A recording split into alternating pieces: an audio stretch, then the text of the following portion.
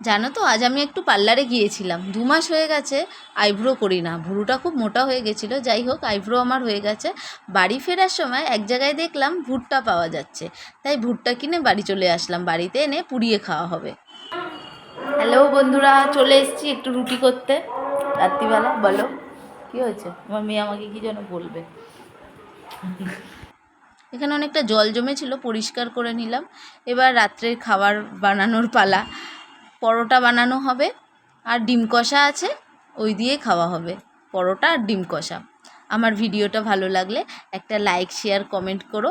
ভালো থেকো, সুস্থ থেকো, তোমরা আমার পাশে থেকো কিন্তু অবশ্যই। সাবস্ক্রাইবও করো।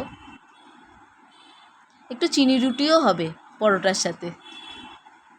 এক একজন এক একটা জিনিস খেতে ভালোবাসে।